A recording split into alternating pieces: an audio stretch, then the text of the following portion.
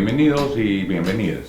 Este es el primer programa de Historia Total con el cual pretendemos abordar una serie de elementos históricos de la izquierda peruana en cuyos elementos podemos encontrar algunas perspectivas, algunas ideas que puedan servir para el presente, un presente tan complicado como el que tenemos. Vamos a empezar este ciclo de entrevistas sobre la historia de la izquierda con la historia del Partido Unificado Mariateguista. El 23 de octubre de 1984 se forma la primera experiencia unitaria de trascendencia en la izquierda peruana. 3 partidos, el MIR, Vanguardia Revolucionaria y el Partido Comunista Revolucionario, se fusionan en uno solo. Hasta entonces, las tradicionales divisiones en la izquierda, lo máximo que habían producido en realidad era esfuerzos unitarios de frente. Izquierda Unida en los 80, ¿no?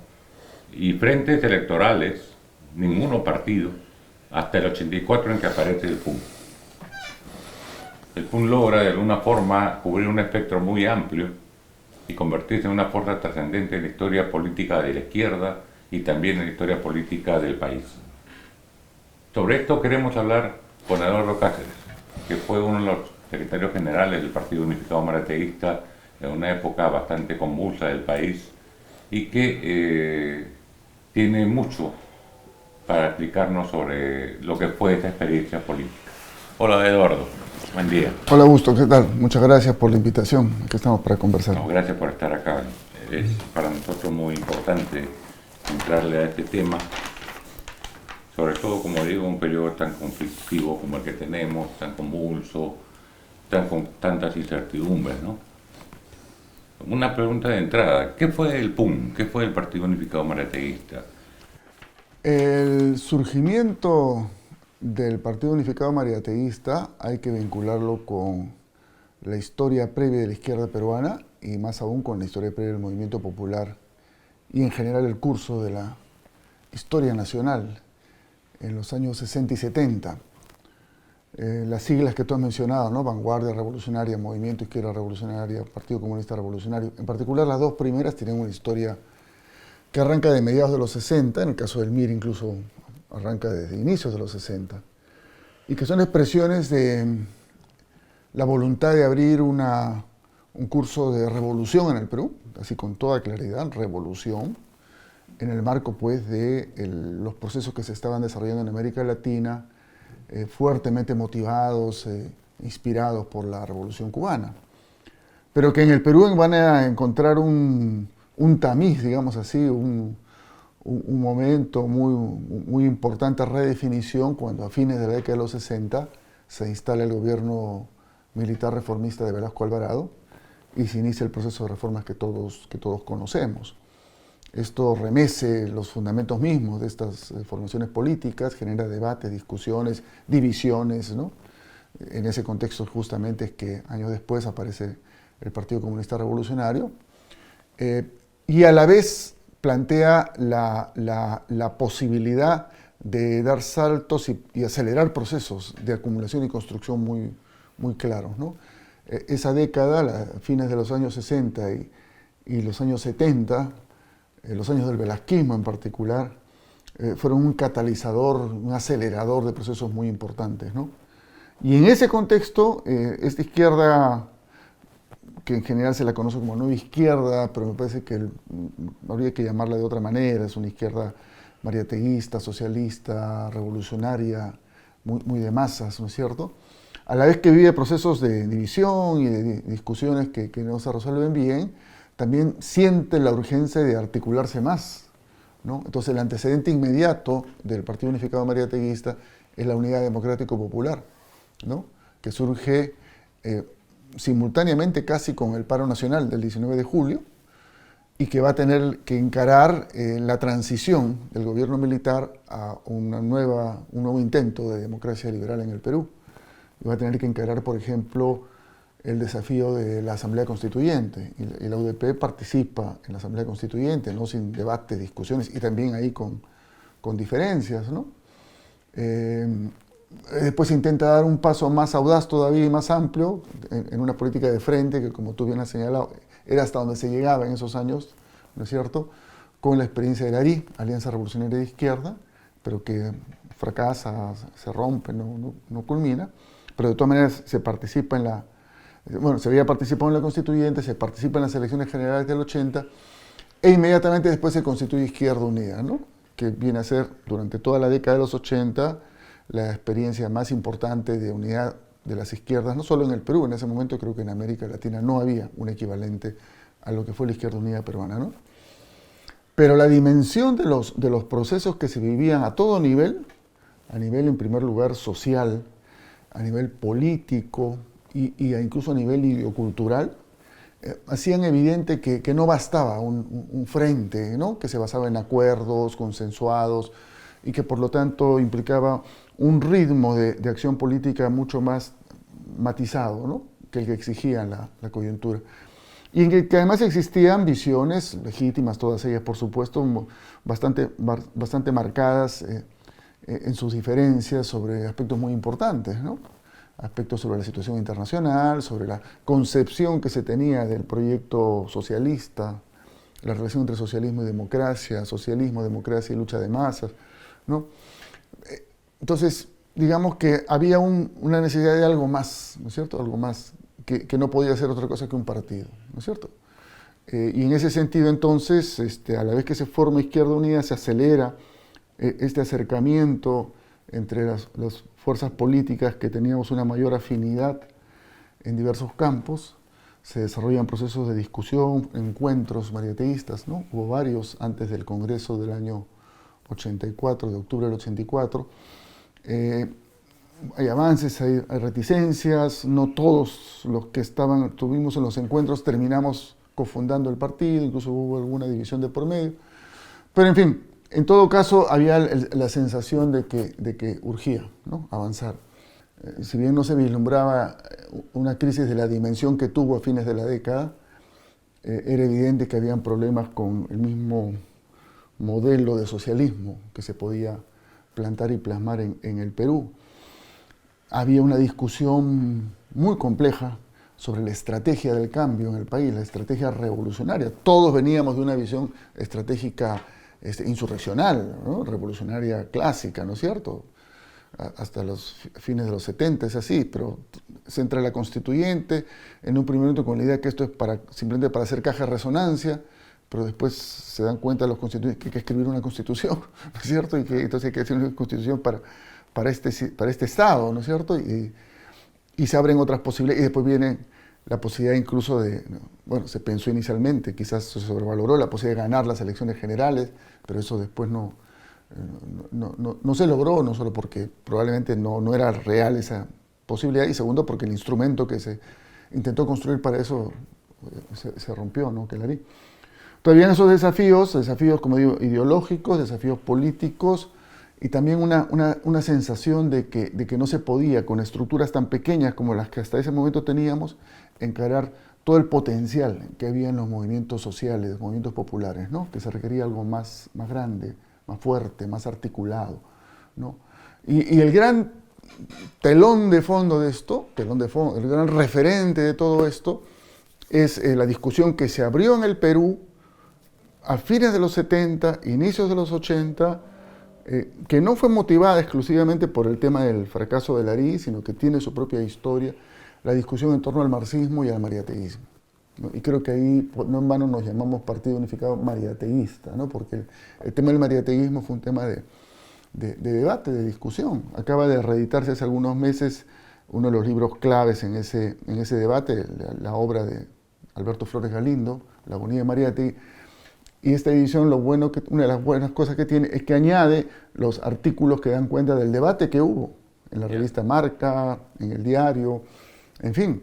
Y hay muchas cosas más, aparte de las que están ahí publicadas, ¿no? Fue un debate que trascendió, atravesó el conjunto de la izquierda, trascendió y generó una mayor identidad en estos grupos, ¿no?, que han sido mencionados, ¿no? Y eso se acelera porque la primera parte de la década de los 80 estamos con el gobierno de Belaúnde, que para sorpresa de muchos había ganado las elecciones del 80, Todo el mundo pensaba que lo más probable es que ganase el APRA, pero no fue así.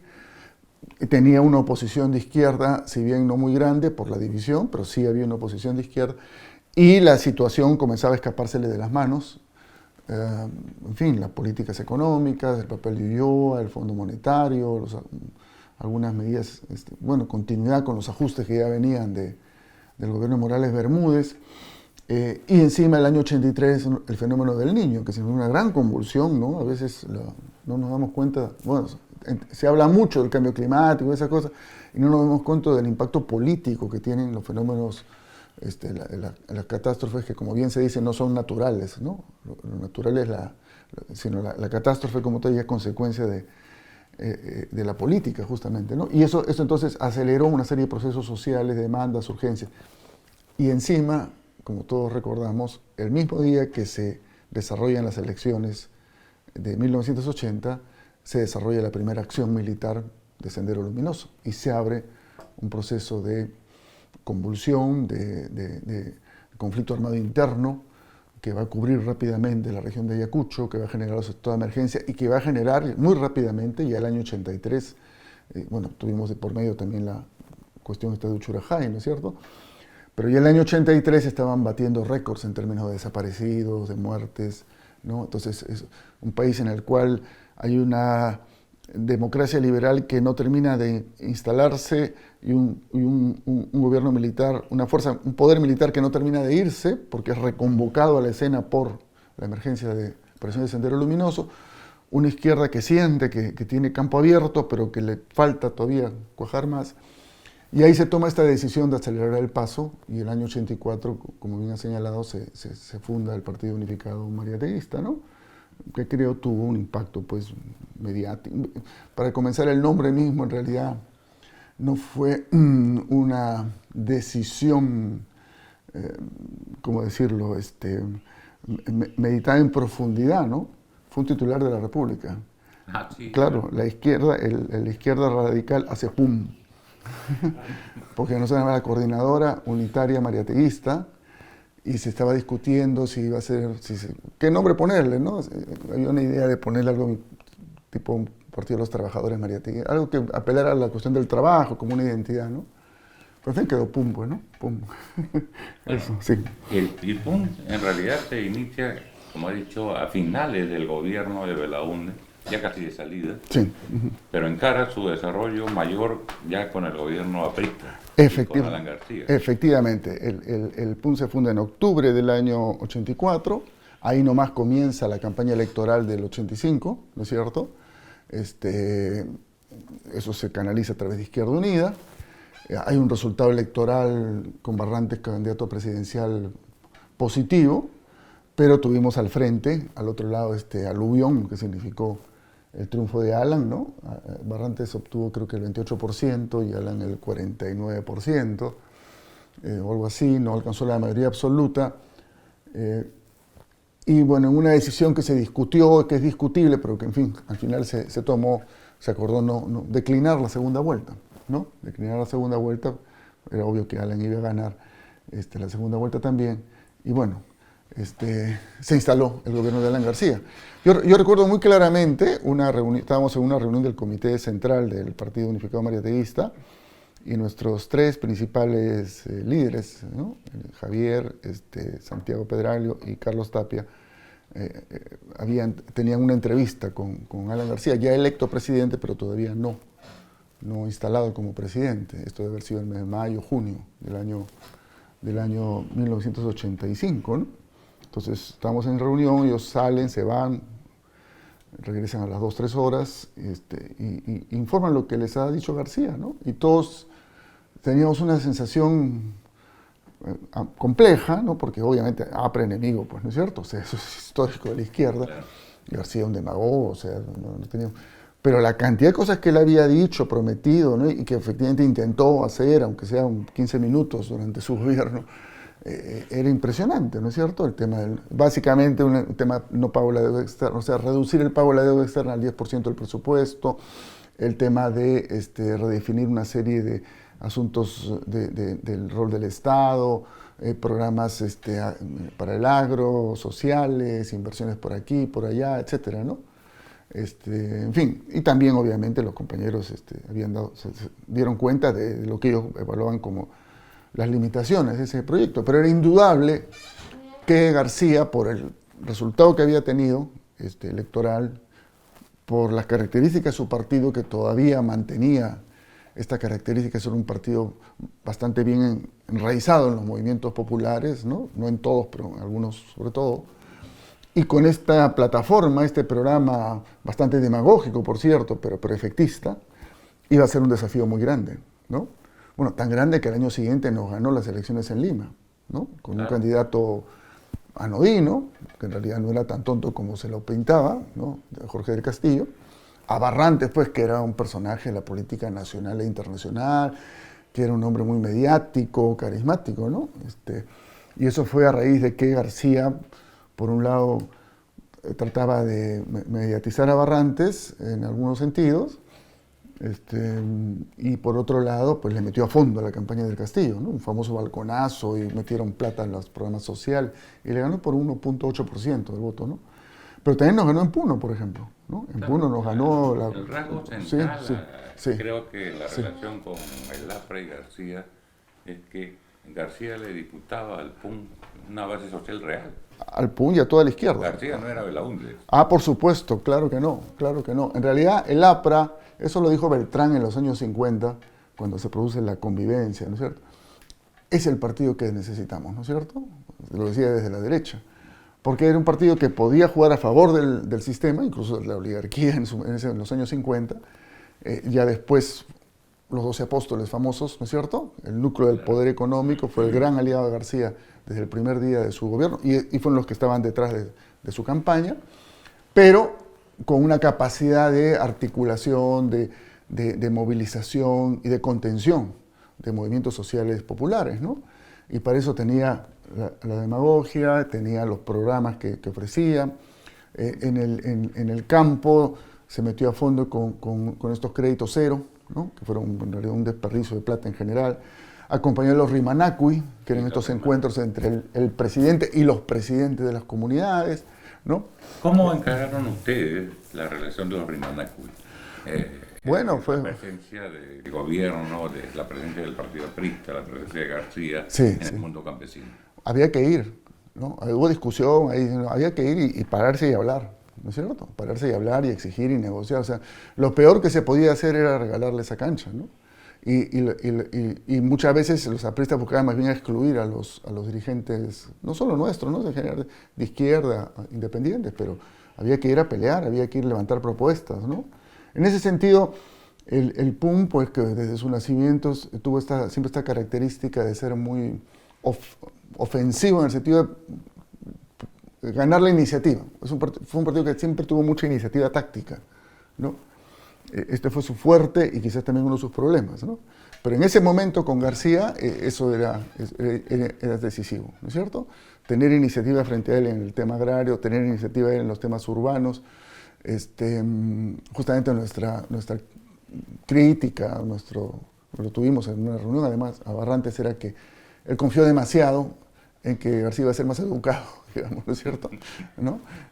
Y no, pues García entró con todo, ¿no? Entró con todo y como digo, le terminó ganando en Lima. Y nos ganó, como te digo, nos ganó alcaldías en Puno, que habíamos ganado el año 83, las perdimos el 86, se metió a fondo con los Rimanacui. En otros sectores, bueno, en los sectores populares urbanos también. Su gran silo, con lo que él sí nunca terminó de articular, fue con los sectores sindicalizados. Porque él tenía la teoría de la pirámide, ¿no es cierto? En la cual habían los ricos, había un sector supuestamente privilegiado, que eran los asalariados, y el sector realmente pobre eran los no asalariados, ¿no es cierto? Y su relación prioritaria era con estos, ¿no? Y más bien los no organizados. Los no organizados, etc. ¿no? Y ahí en el movimiento sindical sí no, el APRA no dio un paso adelante, ¿no? Y ese fue un bastión de resistencia frente al APRA, pero de todas maneras sí, se sintió el impacto y hubo necesidad de desarrollar mucha iniciativa política, ¿no? En contraposición a lo que el APRA llamaba el trapecio andino, sí. Yo recuerdo el partido tenía su ande rojo. El ande rojo, sí, claro, esa era unidad para nosotros, ¿no? Sí. El ande rojo era el ande, pues, o sea, la idea de que había un sur andino que era rojo, o sea, que votaba por la izquierda, ¿no es cierto? Que más o menos se ajusta a la realidad. Era más real para el caso de Cusco, ¿no? Para el caso de Tacna, curiosamente también. Puno era más discutible, ¿eh? Porque en Puno, sí, Puno había una presencia histórica del Frenatraca, ¿no? Sí, claro. Y antes del Frenatraca, Acción Popular, Democracia Cristiana. En realidad es recién con el empuje nuestro en los 80 que ya se va a producir un desplazamiento más claro de Puno hacia la izquierda.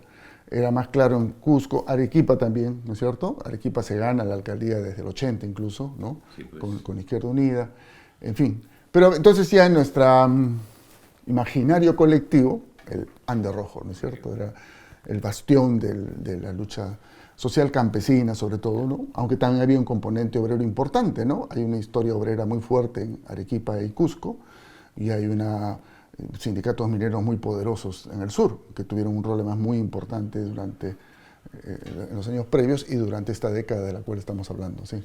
Pero también el partido tuvo que enfrentar la época de la violencia, enfrentar a Sendero. Claro, claro. ¿Cómo fue eso? Cuéntame.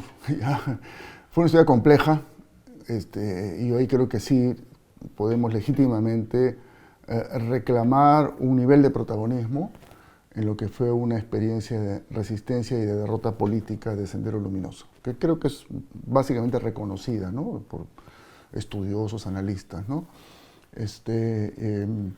Porque claro, Senderos arranca en Ayacucho, rápidamente se expande en las provincias centrales de Ayacucho, después es muy golpeado ahí, comienza a caminar hacia el sur, digamos, ¿no?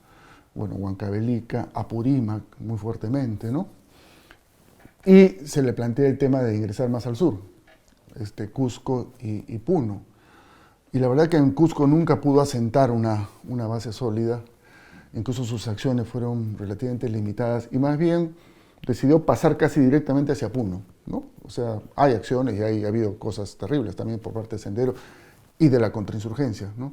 En las provincias altas de Cusco en particular, sí, por supuesto, pero decidieron que más estratégico para ellos era llegar hasta Puno, ¿no? Aceleraron el paso hacia Puno, y ahí la presión en el norte de Puno fue muy fuerte, ¿no? Entonces basta leer usted para esta conversación, anoche hojeaba el tomo respectivo del informe de la Comisión de la Verdad, y ahí está muy sistemáticamente ordenado, con fechas y con registros, testimonios de unos y de otros, ¿no? Todo lo que pasó en Puno fue muy fuerte. Y ahí se planteaba, la disputa central era la disputa por la tierra y por las comunidades, ¿no es cierto? Y entre tres actores, ¿no? García con sus Rimanacu y con sus políticas agrarias, por sus ofrecimientos agrarios, Sendero, que se dio cuenta que, claro, lo que se dio cuenta Sendero es que en Puno había un blanco muy, no digo fácil, o sea, un blanco muy evidente, que eran las grandes empresas asociativas, claro, que habían sobrevivido, mientras que en Cusco la reforma agraria velasquista había tenido un carácter mucho más cooperativo, y después las luchas, las movilizaciones ya habían incluso resuelto niveles mucho más radicales de reparto de tierra. El caso emblemático ahí es las tomas de tierra en la Pampa de Anta, ¿no? En Puno estaba ahí, ¿no?, a la vista, ¿no?, gran propiedad, ¿no? Gran propiedad que se llamaban SAIS, pero que en realidad eran empresas controladas por grupos de gerentes que estaban muy vinculados con los poderes locales, con las comunidades, algunas pocas asociadas, pero en condiciones desfavorables, y la mayoría sin tierra. En Puno, la reforma agraria velasquista expropió 1.900.000 hectáreas, 1.700.000 terminaron en manos de estas grandes empresas, ¿no es cierto? Entonces, era pues una perita en dulce para Sendero, ¿no? Y entonces era llegar y demostrar que solo con las armas y la violencia se podía liquidar eso, ¿no? Y nosotros, no solo el PUM, o sea, el movimiento democrático alrededor de las comunidades campesinas, sí teníamos muy claro que eso era un problema serio, que eso no resolvía el problema en la tierra, sino lo estaba agravando, que había un problema estratégico, pero que el protagonismo debía tenerlo las comunidades, ¿no? Y que había que resolver ese tema a favor de las comunidades y con las comunidades, ¿no? Y entonces el esfuerzo de organizar las federaciones campesinas, la Federación Departamental de Campesinos de Puno, sobre todo las federaciones del norte, ¿no? Que eran las más importantes para nosotros, fue clave. Y ahí se confluyó pues, con otros actores, ¿no es cierto? Es indudable, todo el mundo lo reconoce también, el papel de la Iglesia Católica, ¿no? El papel de los obispos, curas, monjes que estaban por ahí con un compromiso muy fuerte con el movimiento campesino, de intelectuales, de ONGs, y en general se llegó a generar una real simpatía por esa demanda, ¿no? Pero era una demanda en disputa, ¿no es cierto? Y Sendero llega y comienza a hacer sus cosas desde el año justamente 86, ¿no es cierto? 85, 86, el año 87 es particularmente duro. La lista de líderes campesinos y regidores y alcaldes asesinados por Sendero y la lista de líderes campesinos y también regidores y alcaldes perseguidos, torturados por las fuerzas contrainsurgencia también es enorme, ¿no? Entonces la sensación de estar entre dos fuegos, ¿no? Y la tentación de irse poco a poco replegando, ¿no? Pero la decisión fue quedarse y organizarse para resistir y para combatir, ¿no es cierto? Claro, el 87 precisamente es un año en el que la toma de tierras dirigida por la Federación de Campesinos del Puno está en alza, ¿verdad? Así es, Mayo en particular, ¿no es cierto? Hay algunas tomas del 86, creo que en Macarí, pero el grueso, 300.000 hectáreas, el movimiento más grande de tomas de tierras de todas estas décadas, ¿no es cierto? Eso es en mayo del 87, y ya después vienen otros movimientos, ¿no? Y eso obliga al gobierno de García a decir, vamos a reestructurar, ¿no? Vamos a reestructurar las propiedades. Y se abre un proceso de reestructuración que nunca avanza, porque los operadores locales de García eran parte del poder local. O sea, es un poco en varios terrenos le sucedió eso a García. De repente, bueno, podría pensarse también que no es que le sucedió, sino que él hacía a propósito todo ese doble juego, ¿no?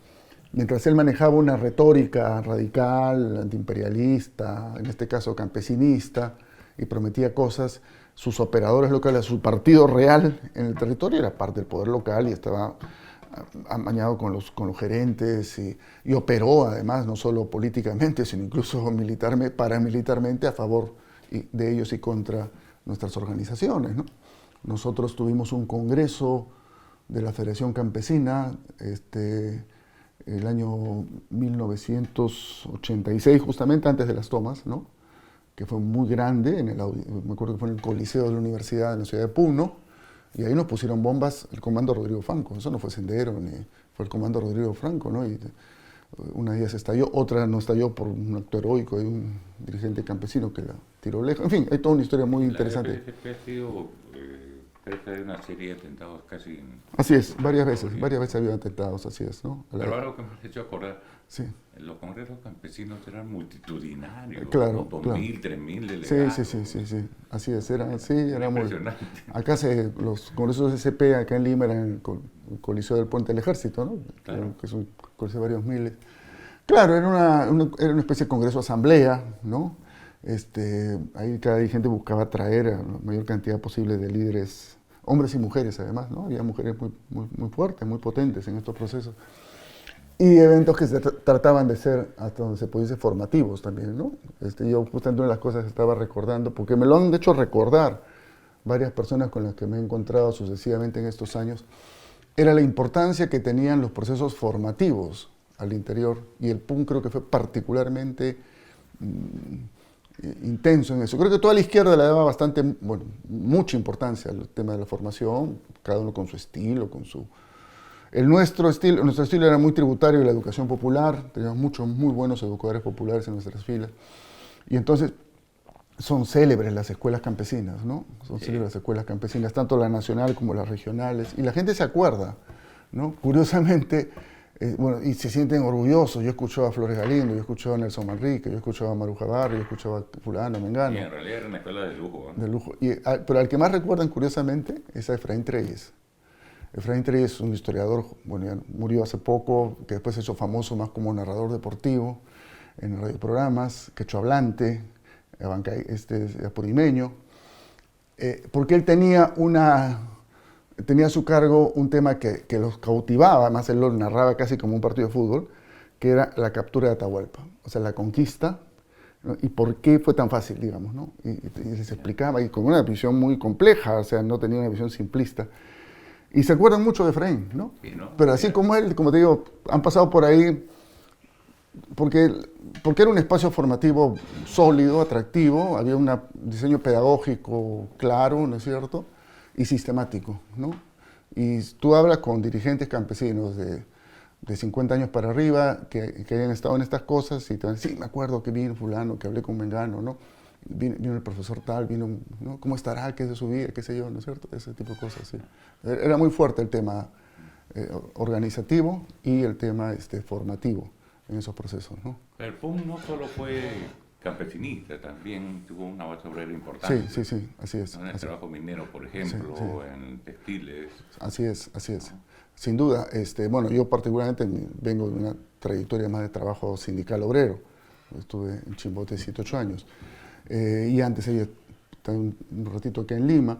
Y en Lima había una presencia sindical muy importante, ¿no?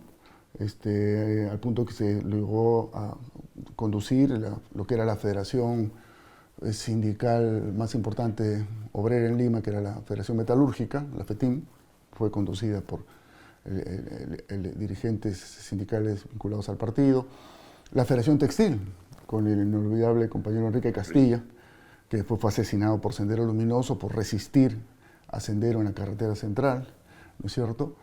Y bueno, y todos los mineros, ¿no? Del centro, de lo cual, trabajo que pues venía de la década del 70, obviamente muy vinculado a las figuras de Javier Díaz Canseco, Edmundo Murugarra, Tocho, en fin, todos los que han pasado por el centro, y del sur, ¿no es cierto? Del sur, de Toquepala, Cuajone, Hilo, ¿no? Entiendo que alguno de ellos va a estar por acá seguramente conversando contigo, ¿no? Jorge Quesada, militante del Partido Unificado Mariateguista, llegó a ser secretario general de la Federación Minera, ¿no? Y acompañamos en hasta 2 huelgas mineras muy importantes en los años 88, 89, me parece, ¿no? Pues sí, después del segundo congreso fue eso. Entonces, lo llenó de militares las minas, ¿no? Así es, así es. Entonces, sí, había una presencia obrero sindical, en la CITE también, ¿no? Los trabajadores estatales, en el SUTE, ¿no?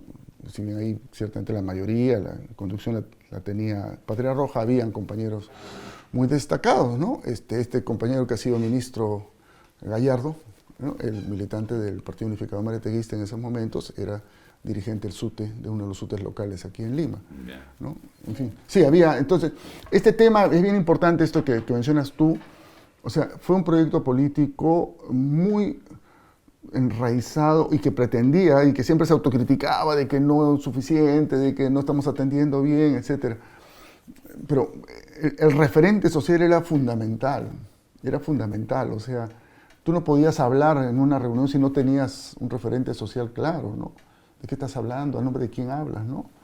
Y eso valía para todos, para los dirigentes, para los intelectuales más destacados, digamos, también, ¿no es cierto? Su referente social y trabajar con algún sector social, vincularse. Estaba revisando para esta conversación el informe que yo preparé para el segundo congreso, para el tercer congreso en realidad, informe sobre mi periodo, ¿no? Del 88 al 92, y los informes políticos que hacíamos en el Comité Central cada 6 meses, en fin, ¿no? Algunos todavía los tengo ahí. Entonces había una atención, una preocupación reiterada por dar cuenta de los movimientos, ¿no?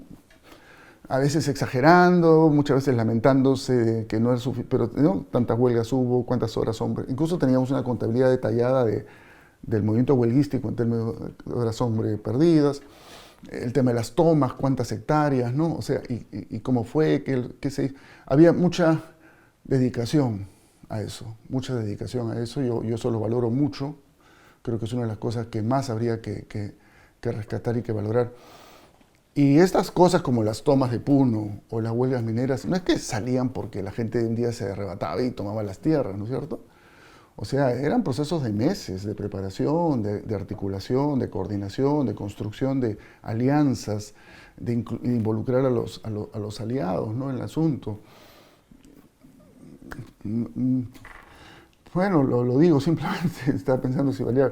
Miren, ahora por un estudio de impacto ambiental mal hecho se toma una mina y terminan 3, 4 muertos, ¿no? En Puno se tomaron 800.000 hectáreas con Sendero a un lado y los militares al otro y no hubo un muerto. Eso no fue casualidad, ¿no? Eso fue resultado de que había un compromiso serio con el movimiento. Una gran fuerza campesina organizada. Fuerza campesina organizada, no es que solo fue el PUM, estaba el PUM, las iglesias, académicos, gente de los derechos humanos, pero todo eso se movía, se trataba de articular para que se mueva al unísono y ese movimiento se desarrollase en una frase que creo que es de Mao, ¿no? Con oportunidad, con ventaja y con límite, ¿no es cierto? En el momento oportuno, en el mejor momento, acumulando lo máximo y con límite, ¿no es cierto? Hasta que llegamos y negociamos y buscamos la salida y todo eso, ¿no? Entonces yo creo que habría que hacer, hay algunos ya estudios sobre eso, ¿no? Habría que hacer una historia mucho más fina, detallada, de las tomas, ya no solo hablar de ellas en general, ¿no? ¿Cómo fue exactamente que se tomaba tierras, ¿no es cierto? Hay un estudio muy bonito de un joven, por el apellido, creo que es andahuaylino, sobre cómo fueron las tomas de Andahuaylas, que es previo al boom, ¿no es cierto? Pero con el detalle, ¿no? O sea, con el detalle, se reunieron, vieron, avanzaron, tomaron, retrocedieron, negociaron, qué sé yo, ¿no? Y lo mismo las huelgas mineras, ¿no? Las huelgas mineras no era cualquier cosa, esas huelgas mineras implicaban que llegaban a Lima 10.000 mineros con familias, ¿no es cierto? Ya, a eso había que alojarlos, alimentarlos, curarlos, ¿ya? ¿Y quién lo hacía eso? Claro, se apelaba siempre pues a Cáritas, a esto, a aquello, ¿no es cierto? Pero era una chambaza. Y eso no es que, mañana va a haber huelga minera, ¿no? No, es que hay que construir eso, ¿no? Y se acompañó siempre, creo yo, con bastante responsabilidad ese asunto, ¿no? Sí. Quizás el esfuerzo que refleja todo esto es el de la Asamblea Nacional Popular. Claro que sí, ¿verdad? claro que sí. Porque fue un punto muy alto. Muy alto, muy alto. Fue un punto... El partido tuvo un gran protagonismo, ¿verdad? Sí, fue toda la izquierda, obviamente, ¿no? Obviamente, sí, básicamente las fuerzas de Izquierda Unida, básicamente las que tenían mayor asentamiento social, que era el caso del Partido Comunista Peruano, el caso de Patria Roja, ¿no? Y el caso nuestro, y la UDP también, ¿no? Que no estaba en Izquierda Unida, estaba en un costado, sí, ¿no? A la izquierda de la Izquierda Unida, pero en fin. Básicamente esas cuatro fuerzas, ¿no? Que sí, fue un evento, 3.000 y pico delegados, ¿no?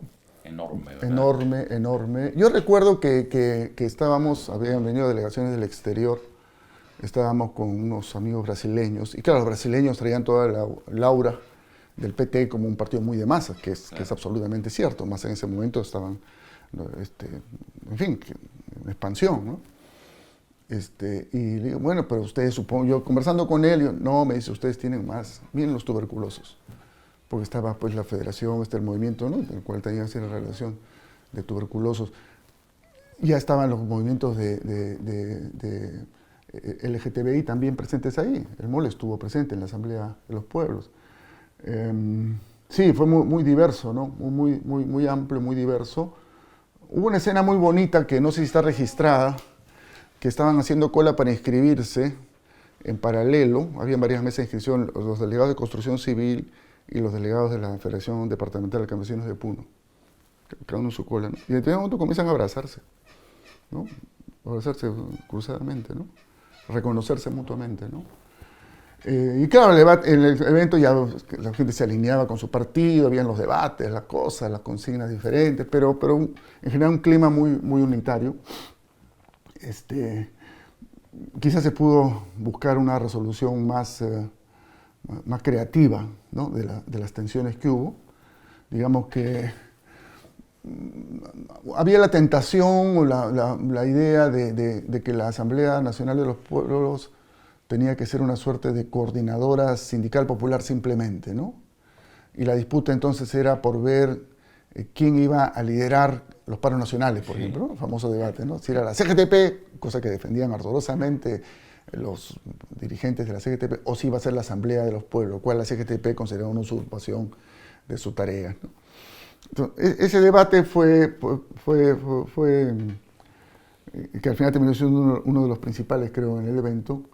Hizo perder de vista que en realidad lo más importante del proceso y de lo que debió hacerse luego era entender la Asamblea Nacional de los Pueblos como el gran ente articulador y promotor de experiencias de poder popular, ¿no? Poder popular efectivo en territorios, en sectores, ¿no es cierto?, que articulase todo lo que implicaba construir poder popular, es decir, organización, propuesta, capacidad de control territorial, capacidad de interlocución con el Estado, etcétera, ¿no?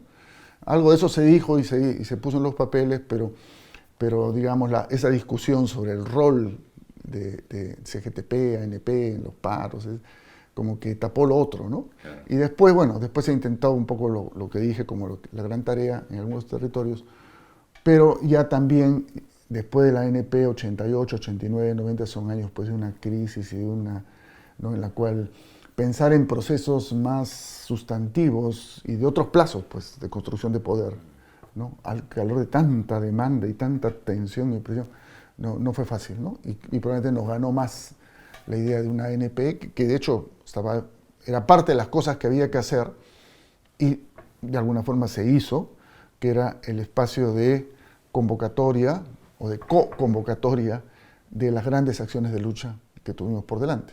Los paros nacionales, algunas jornadas nacionales de lucha, acompañar algunas huelgas particularmente grandes, ¿no? Pero fue un evento, como evento, impresionante, sí, impresionante. Fue sí. un hecho político, sin ninguna Sin duda, sí, así es. Ajá. Ahora, hay una leyenda urbana que recorre no solo la izquierda, Sí. sino también recorrió la política nacional, Sí.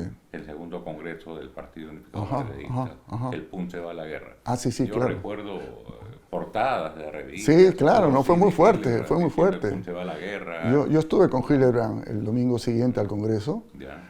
y bueno, y quedamos en muy buenos términos. De hecho, ese paso, primera vez en mi vida que estaba en televisión yo, y con Gillibrand ahí, ¿no? Y con todo este clima.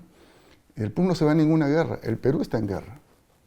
O sea, el Perú estaba en guerra, o sea, el Perú estaba en un conflicto armado, particularmente en los territorios en los que a nosotros nos interesaba más, además de tener presencia política, y nosotros queremos hacer política en un país en guerra. Tenemos la obligación de hacer política, no podemos replegarnos. Uy, como ya llegó Sendero, ya los militares, nos vamos. Que es un poco lo que lamentablemente terminó pasando en Ayacucho, ¿no es cierto? ¿Ya?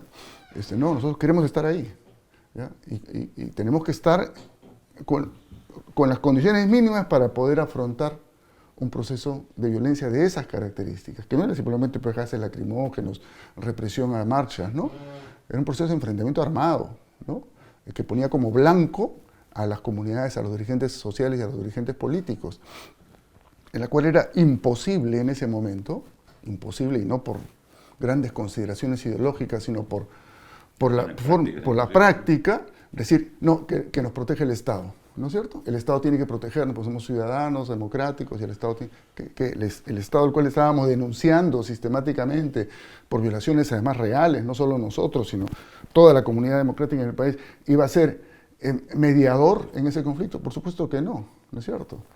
Entonces, yo creo que, bueno, yo no me gustaría volver a ver ese video con Gillibrand, pero creo que terminamos el que terminó por aceptar, digamos, mi argumentación, y demostramos desde el año 80, bueno, desde antes y hasta el inicio de la década de los 90, que nuestra decisión de quedarnos ahí en escenarios de guerra era una decisión legítima, justa y que hasta donde se pudo se implementó con muchas limitaciones y no sin tener costos, ciertamente, pero costos mucho menores de los que hubiésemos tenido si hubiésemos seguido ahí así como si nada hubiese pasado, o peor aún, si hubiésemos decidido replegarnos, ¿no? Como lamentablemente se tuvo que hacer en otros escenarios, ¿no?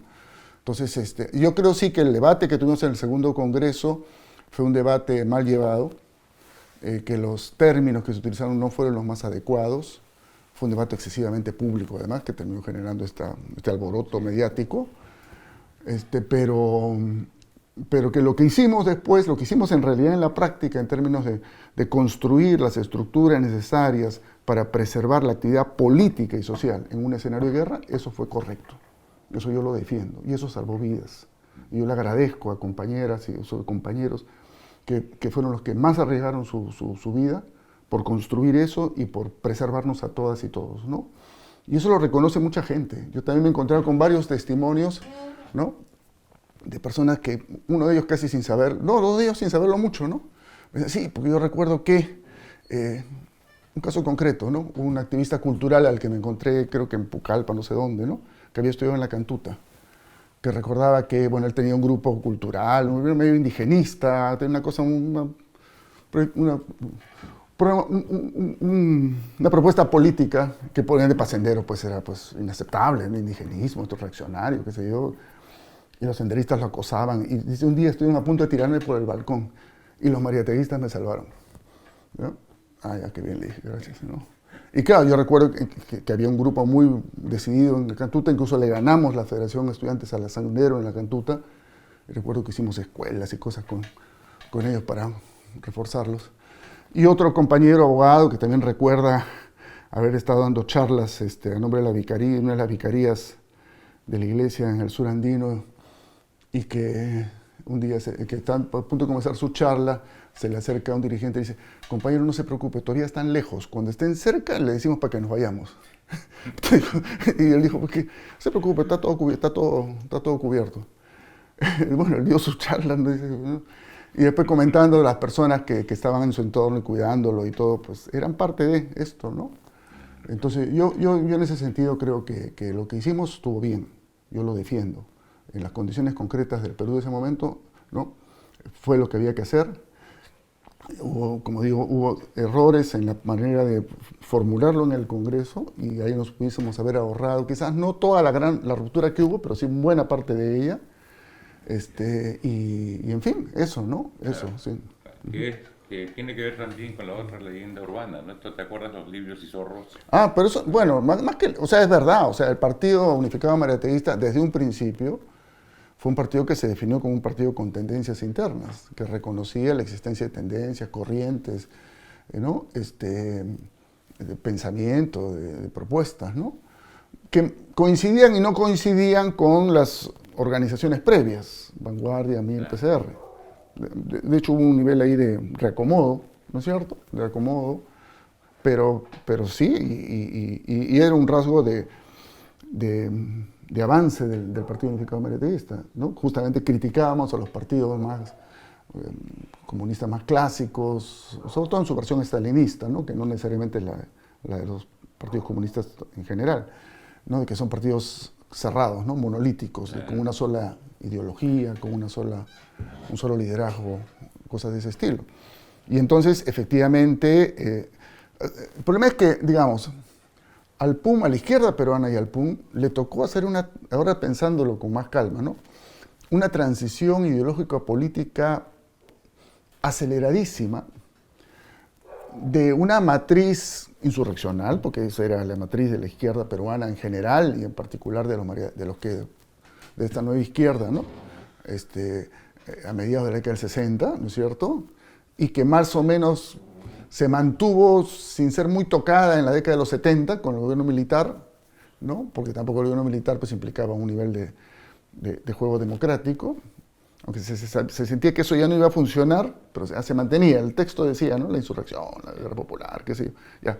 Pero la vida te hacía manejarte de manera mucho más realista, ¿no? Y estabas modificando en realidad tu estrategia, ¿no es cierto? Sí, casi sin darte cuenta, además acompañando a los movimientos sociales sobre todo, ¿no? Pero bueno, pero se llega hasta, digamos, hasta el 77-79, paro nacional, asamblea constituyente. En los textos se mantiene esa matriz, aunque en la práctica ya comienza a cambiar la cosa. Y de ahí en 2-3 años tienes que pasar a disputar el gobierno nacional a través de las elecciones y a tener parlamentarios y a tener un candidato presidencial viable, ¿no es cierto? Es una transición aceleradísima y encima te aparece Sendero, ¿no es cierto? Entonces, sería muy complejo, ¿no? Todavía no creo yo que a estas alturas no creo que sea fácil. Mira, en realidad lo que se debió haber hecho en los años 80 es esto, aquello y aquello.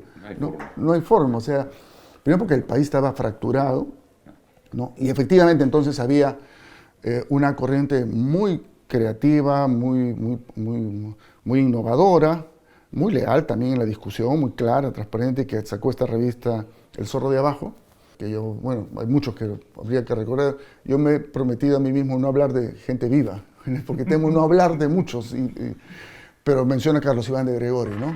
Que fue uno de los líderes intelectuales de esa corriente, El Zorro de Abajo, un tipo extraordinario. Trabajamos juntos en la Comisión de Formación del PUM entre la fundación y el segundo congreso, y fue militante, muy militante, o sea, aparte que tipo con el renombre y con todo lo que tenía, ¿no es cierto?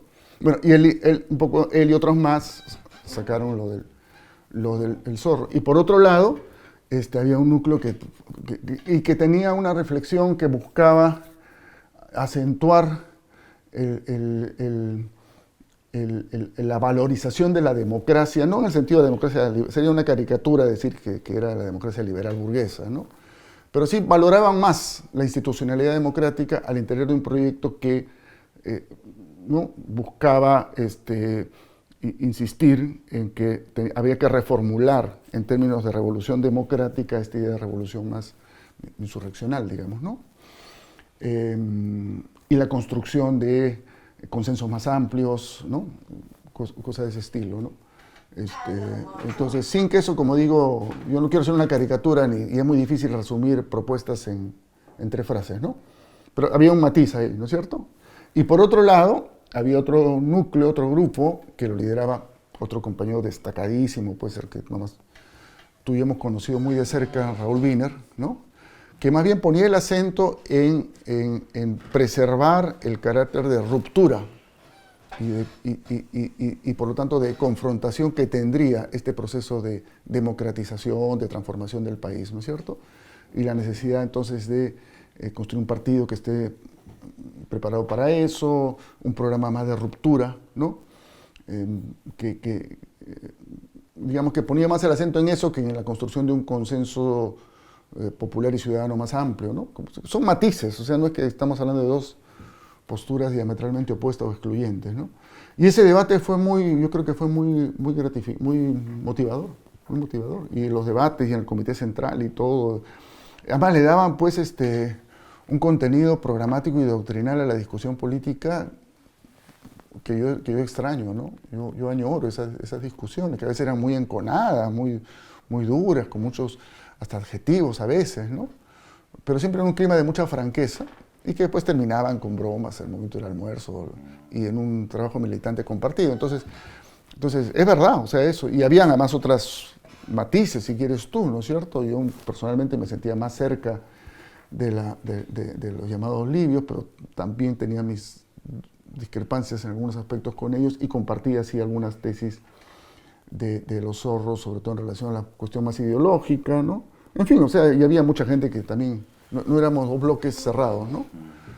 Y había núcleos alrededor, cercanos, ¿no? Que también incidían en esta discusión, ¿no? Y personas, ¿no? Otra persona que no militó en el partido, pero que estaba a disposición del partido para todo lo que lo convocamos siempre y que era además, muy franco y muy crítico incluso con el partido muchas veces, era Alberto Flores Galindo, ¿no?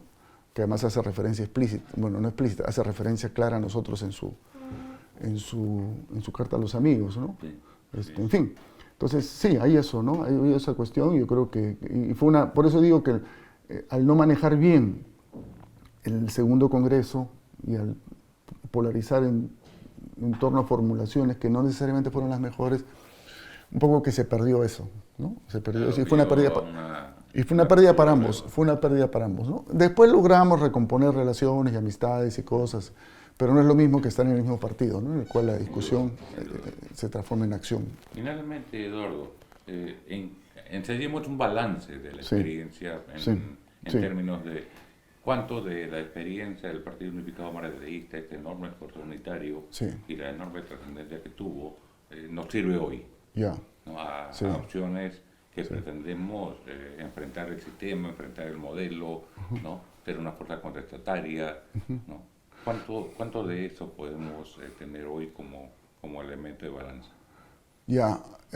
Bueno, han cambiado mucho las condiciones. Yo creo que no solo el PUM, Izquierda Unida, en fin, todo lo que sucedió en esos años, ANP, etcétera, se encontró con condiciones excepcionales difícilmente repetibles, ¿no? Primero había una correlación mundial que te permitía tener expectativas de que los movimientos, no solo como se dice ahora, no solo los gobiernos progresistas, los movimientos revolucionarios estaban avanzando, ¿no es cierto? Tenían una perspectiva de avance. Ya en ese momento se pudo tener una lectura quizás más matizada de eso, pero eso era la sensación con la que se vivieron esos años. Por otro lado, había un ascenso social popular, ¿no? que venía de décadas previas, que fue muy duramente golpeado por las políticas de García, sobre todo por la hiperinflación y por Sendero Luminoso, pero que en ese momento, o sea, a inicio de la década de los 80, tú traías un movimiento social, ¿no? que venía pues en alza, organizado, Federación Minera, Federación Campesina, SUTE, los partidos mismos, ¿no es cierto?, CGTP. Y articulado. ¿no? Y articulado, en fin, con todas las limitaciones del caso, ¿no? O sea, tampoco hay que idealizar ese momento, pero es un momento excepcional.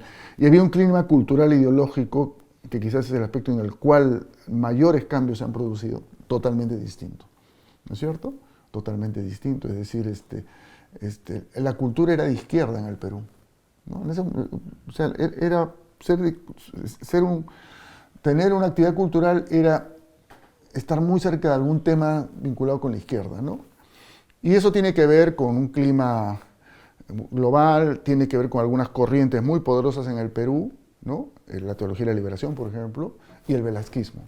El velasquismo generalizó una cultura nacionalista, antiimperialista, popular, ¿no? Entonces, en ese clima, con todos esos factores, estos procesos, ¿no?, políticos y sociales, PUM, Izquierda Unida, NP, tuvieron viabilidad, ¿no es cierto? Hubo también una decisión y voluntad, eso es cierto, ¿no es cierto? Hubo decisión, hubo voluntad y valentía en muchos casos, sin dramatismos. Ninguno creo que nosotros va a sentir que fue una cosa pues trágica, terrible, ¿no? A pesar que hubo episodios muy, muy duros, ¿no? Pero en fin, eso.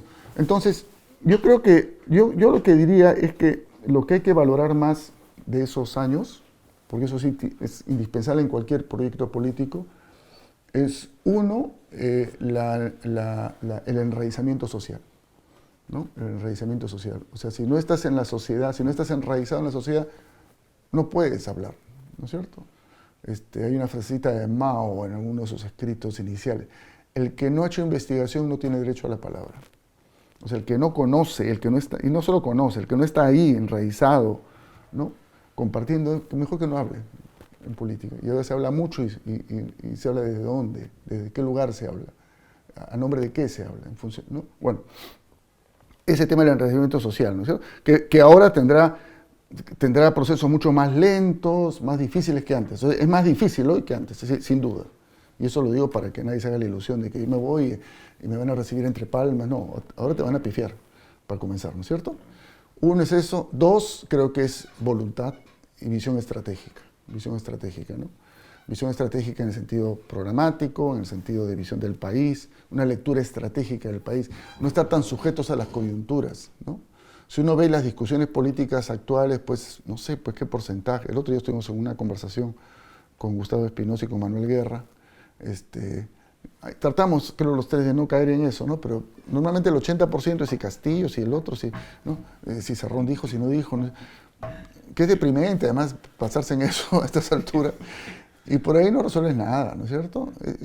No, o sea, discutamos lo otro, en qué está la gente, los movimientos, la sociedad, qué valoración tenemos del país, de la economía peruana, de sus oportunidades y sus limitaciones, ¿no? Por dónde camina esto que antes llamábamos lucha de clases y que creo que de alguna forma sigue vigente, ¿no? Entonces, mirada estratégica, enraizamiento social y voluntad, pues, ¿no? Voluntad y comprometerse sistemáticamente, durar. Eso que decía María, la historia es duración, de nada vale el grito aislado. Habría que decir, de nada valen los tweets aislados, ¿no? ¿No? La historia es duración, compañeras, compañeros, hagamos cosas que duren, ¿no es cierto? Y creo que, siendo más difícil hoy, yo para nada quiero, ¿no? Y diciendo que lo de ese momento, como todo lo que pasó antes, es irrepetible, porque cada coyuntura tiene su... Yo creo que algunas lecciones se pueden compartir y sobre todo crear espacios para las distintas generaciones que hoy día coincidimos en esto, tratemos de encontrar cursos de acción, ¿no?, para salir adelante. Yo encuentro finalmente que si algo tenía el PUN y que puede ser llamado tacticismo, Sí, sí.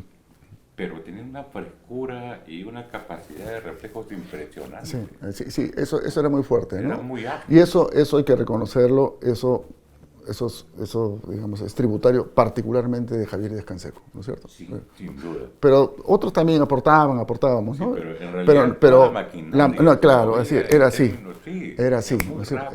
Era así, capacidad de pero reacción. además tenía una mirada en el análisis bastante fresca. Claro. No atiborrada de parámetros que no te dejaran moverte. No, sí. Por ejemplo, yo creo que no llegamos a convencer, quizás lo planteamos mal, muy apresuradamente, pero una consigna táctica nuestra que hubiese, no sé si cambiado el curso, pero por lo menos impedido el peor desenlace, que es el que en realidad tuvimos el 90, fue esta idea del adelanto de elecciones, el año 88-89, cuando ya García había hecho añicos la economía, la hiperinflación, Sendero avanzaba por todos lados, los militares hacían lo que les daba la gana. Se nos ocurrió decir, ya carajo, que renuncie y que haya adelanto de elecciones. Y en Izquierda Unida no, en fin,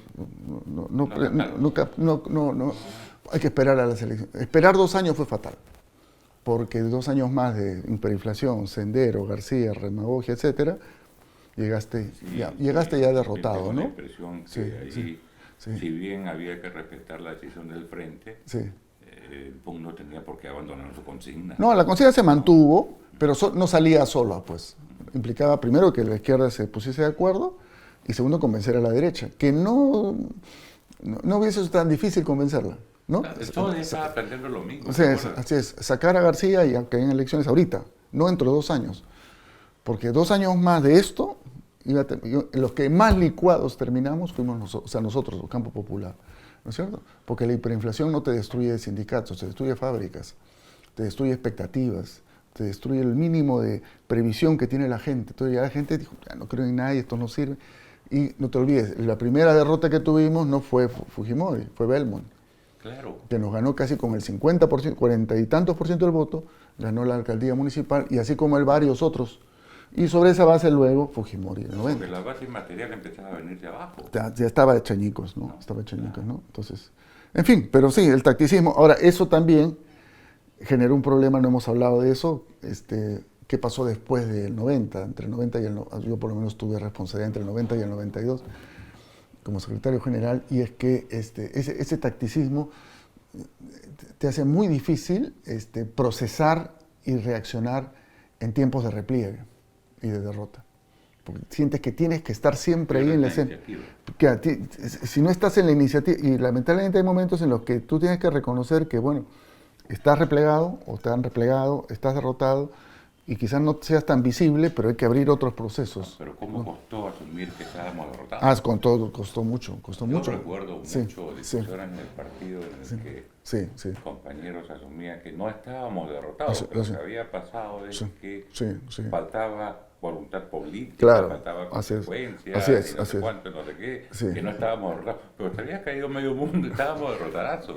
Así es. Claro, pues no solo era el tema peruano, se había caído la Unión Soviética, Cuba estaba recontraaislada, entrando al periodo de emergencia,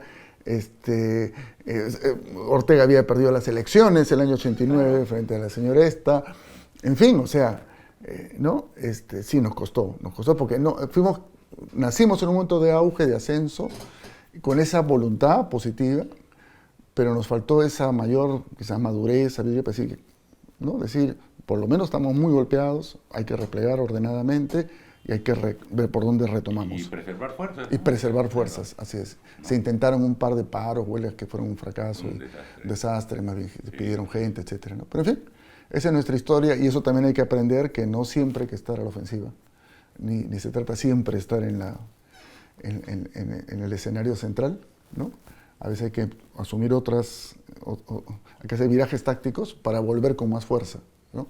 A la disputa central por el poder, por el gobierno, por lo que toque. Eduardo, yo te agradezco. A ustedes, a ti, gracias por la oportunidad de pensar en estas cosas y conversar. Gracias. Ya.